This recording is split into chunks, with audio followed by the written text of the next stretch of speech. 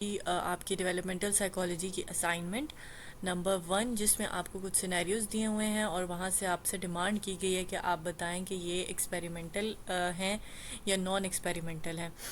मतलब हमारे पास हमने रिसर्च मेथड में ये बात पढ़ी हुई है कि हमारे पास दो तरह की वर्किंग्स होती हैं, एक एक्सपेरिमेंटल और एक नॉन एक्सपेरिमेंटल, और उनकी भी मज़ीद सब टाइप्स होती हैं। तो वो कौन सी वाली टाइप्स हैं और उसकी आपने जस्टिफिकेशन देनी है। एक ही पैटर्न पे मोस्टली हमारी साइकोलॉजी की सारी असाइनमेंट्स होती हैं।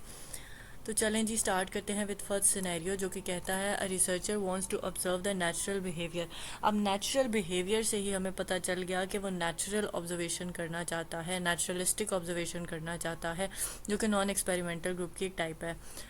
तो उसने क्या किया कि वो नेचुरल बिहेवियर स्कूल स्टूडेंट्स का देखना चाहता है कि वो प्लेग्राउंड में जब खेलते हैं तो वो किस तरह चीज़ों को एक्सप्लोर करते हैं, कैसे सोशल डेवलपमेंट बनाते हैं एक दूसरे के साथ। तो इसमें वो कोई भी आर्टिफिशियल चीज़ को इंट्रोड्यूस नहीं करा रहा, कोई भी नई चीज़ को चेंज नहीं कर रहा, कंट्रोल नहीं कर रहा, मैनिपुलेट नहीं कर रहा। तो सिंपली वो नेचुरलिस्टिक ऑब्जर्वेशन कर रहा है।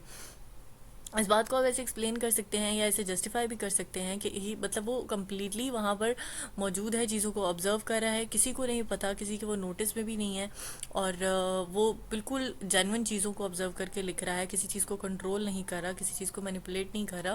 तो ये चीज़ें आप इसकी एक्सप्लेनेशन में लिख सकते हैं। सेकंड हमारे पास आता है जी आपका, a researcher wants to study the biography of a new born baby and keep the record of this day to day development. अब एक बेबी को वो पढ़ना चाह रहा है, एक बेबी की लाइफ को पढ़ना चाह रहा है और उसकी डे टू डे डेवलपमेंट देखना चाह रहा है। अब जाहिर है कि एक बंदा है और उसकी एक अच्छा खासा लाइफ स्पैन वो देखना चाह रहा है। इट मीन्स कि वो केस स्टडी करना चाहता है जिसमें एक ही इंसान इन्वॉल्व है।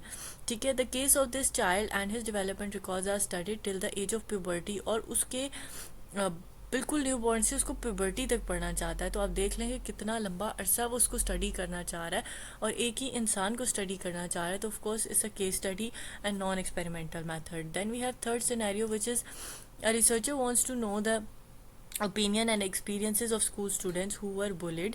So he decided to formulate a couple of groups to find the data and do the research on this topic.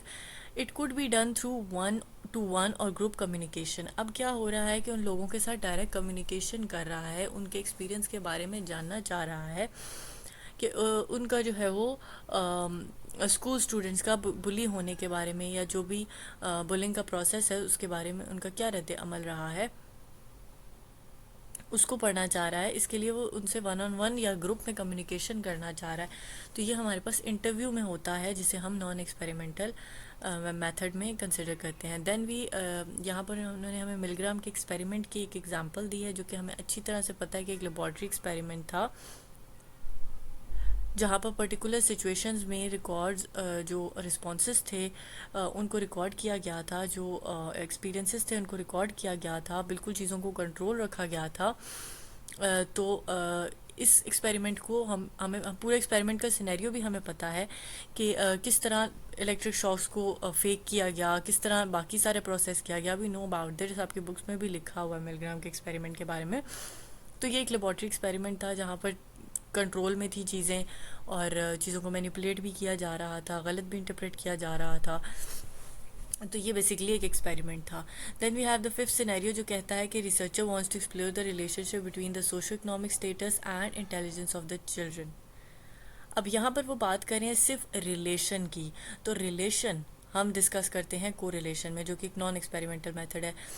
अगर हम कॉज एंड इफेक्ट की बात करें तो वहाँ पर हम एक्सपेरिमेंट्स कंडक्ट करते हैं, लेकिन जब बात आती है सिर्फ कि इन दोनों चीज़ों का आपस में कोई रिलेशनशिप है और पॉजिटिव रिलेशनशिप है या नेगेटिव रिलेशनशिप है, तो ये चीज़ हमें पता चलती है कोरिलेशन में। I hope I made it all clear. Still any questions there तो आप कमेंट बॉक्स में पूछ सकते हैं। मिलेंगे इंशाल्लाह नेक्स्ट वीडियो के साथ। टिल देन टेक केयर, अल्लाह हाफिज़।